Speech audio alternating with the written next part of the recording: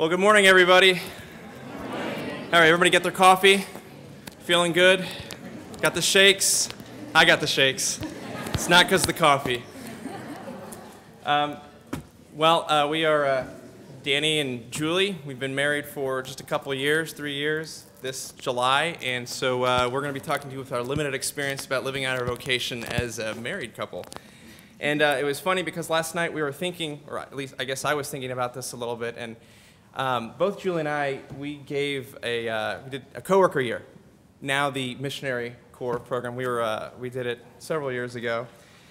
And I had a great saying that I used to tell people when I was, trying to pitch the program, saying, "Hey, you got to do this." And I think it worked out, at least in my case, that, hey, if you give a year of your life, you get a hot wife. So I figured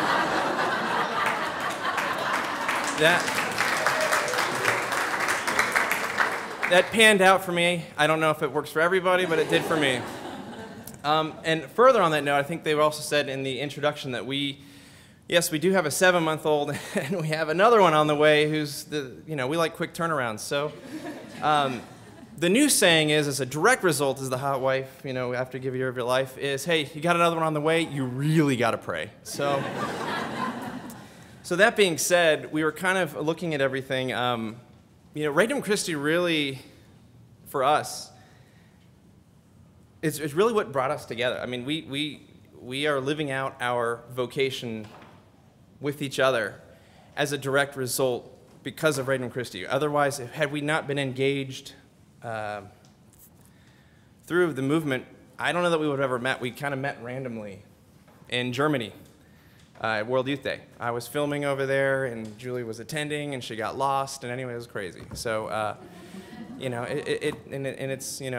it's really neat. So we do have a very special connection to the movement and how we feel sort of drawn to it in our experiences. So we're going to talk a little bit in all of our wisdom and all of our intellect about what the church's vision of the lay or ecclesial movements, what their vision is, because we have all this great, wonderful wisdom. So no, I'm going to let the better half talk about that.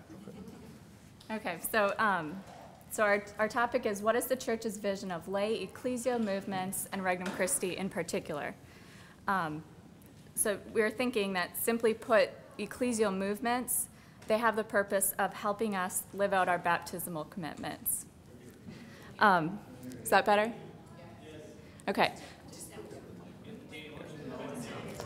There we go. Just here. Okay. So lay movements have the purpose of helping us fulfill our lay vocation and live out our baptismal commitments.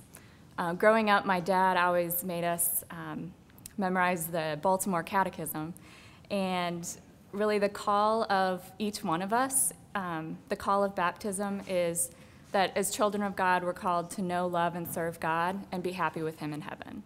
And that's really our baptismal commitment, is to get to heaven. So anyways, we wanted to read a church document that really, I guess, spoke to us in this particular case.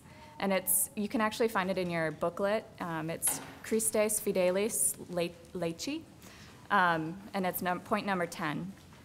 And it reads, "The entire existence of the lay faithful has its purpose to lead a person to a knowledge of the radical newness of Christian life that comes from baptism, the sacrament of faith, so that this knowledge can help that person live the responsibilities which arise from that vocation received by God."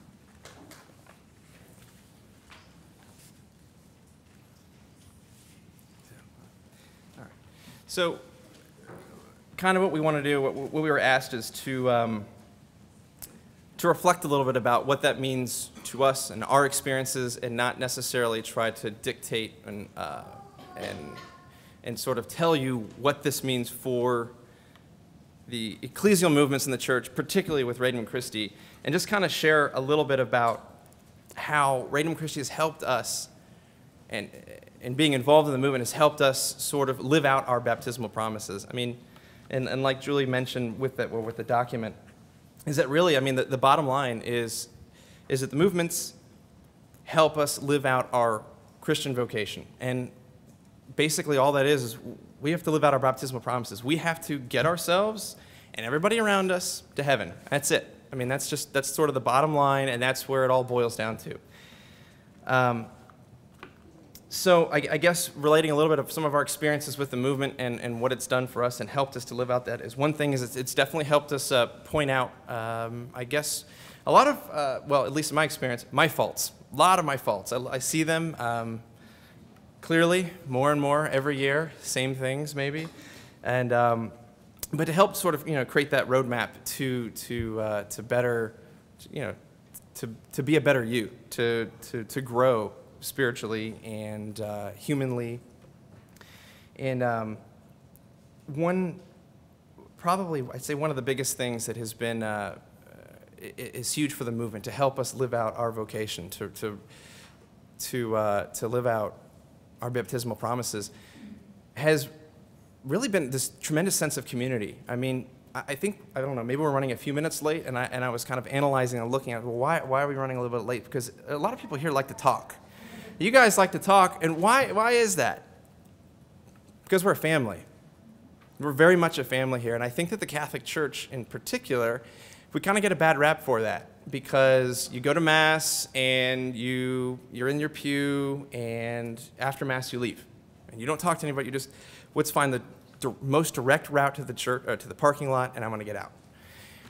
And, our Protestant brothers and sisters are doing a fantastic job with fellowship, and we haven't been doing that as well, but inside the movement, and my experience is limited to Regnum Christi, but I'm willing to bet that in all the other movements you have sort of a similar thing, is there is a tremendous sense of community.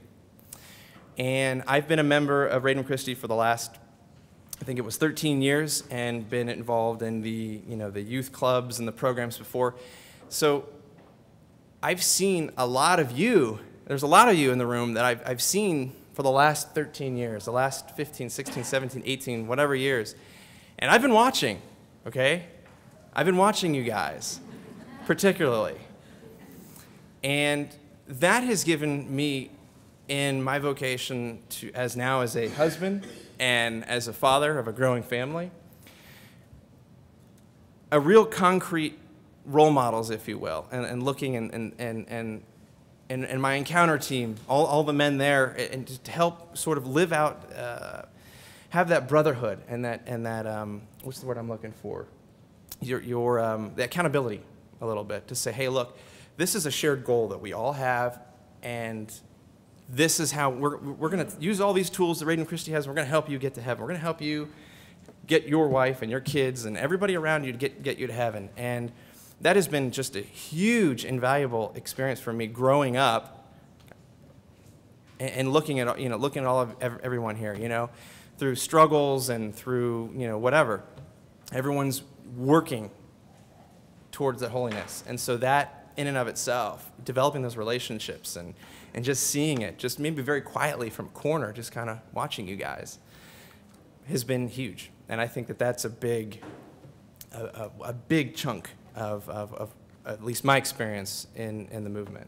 I don't know, do you have any other?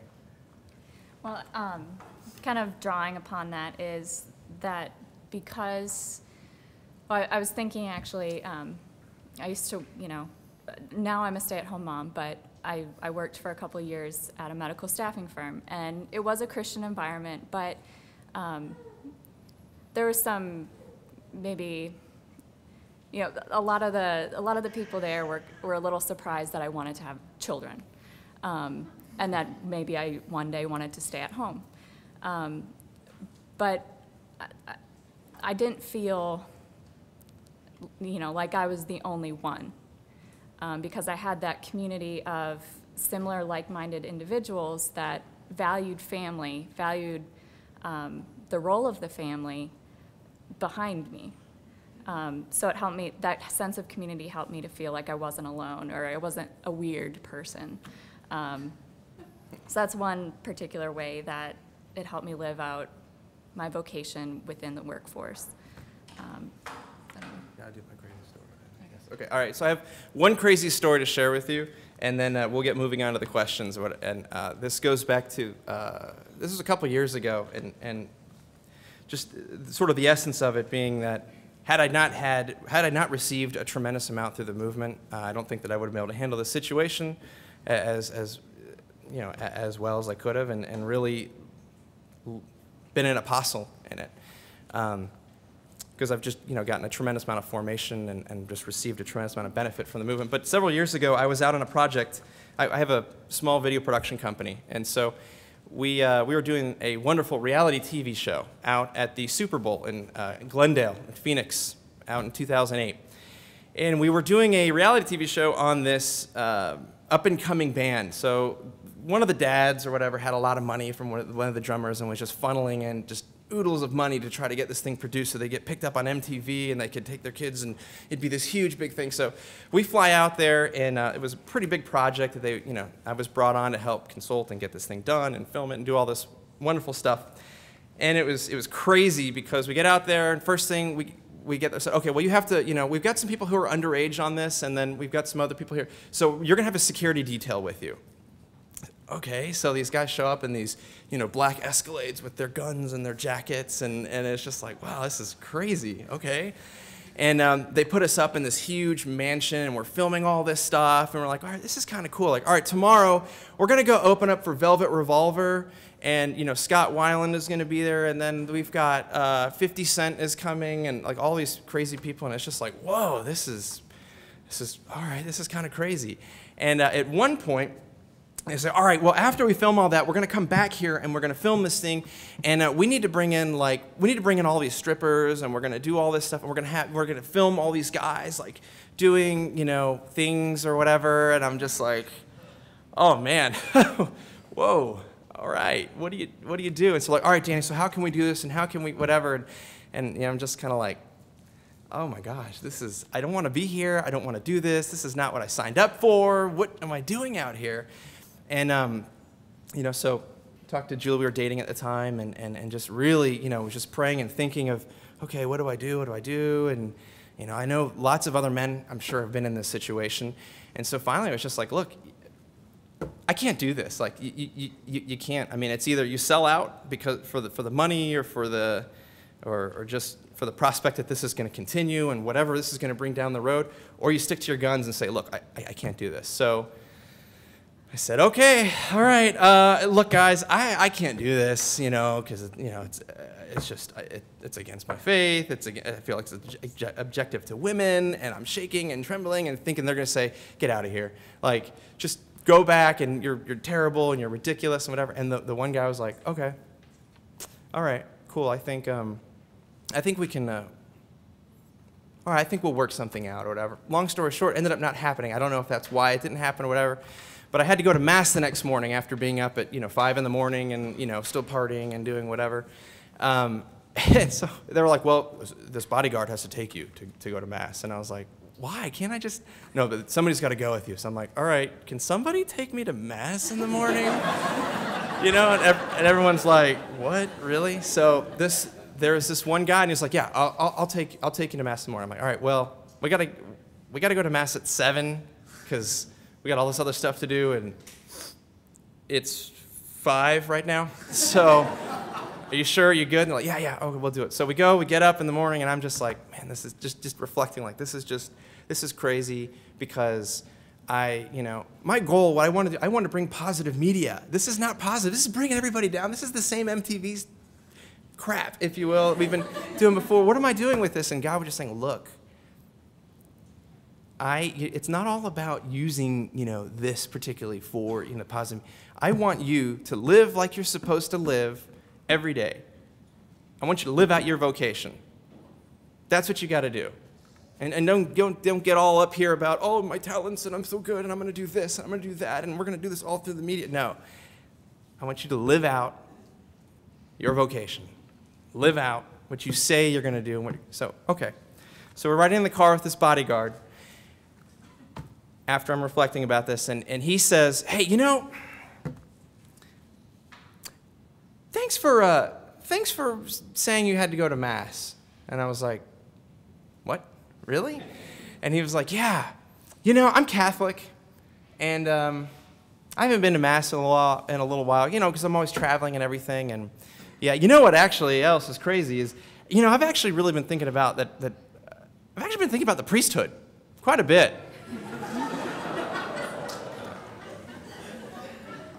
Are you freaking kidding me? Wow. So I don't know what happened with that at the end. We tried to stay in contact, whatever, but it was just, looking back on everything, Regnum Christi gave me the tools and gave me the formation to handle that situation. And instead of, cowering and just crumpling under this tremendous amount of pressure, to say, as a Regnum Christi member, as a Catholic, as a Christian, this is how we're supposed to live. This is what we're supposed to do.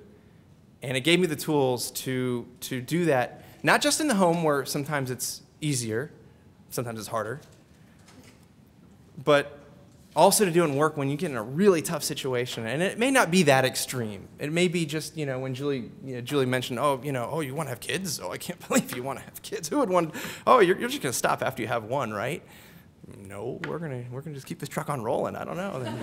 Oh my gosh, we love those tax benefits. Let me tell you. No. So, anyways, so that's a little bit about our experience, and what we wanted to do is there's a couple questions in your booklet if you look at them on page 11, titled "Reflection Questions" underneath the lay vocation. So I think at this point what we'll do is we'll go ahead and just start sharing your experiences, your thoughts, yeah. We good? We have got it. All right. Thank you.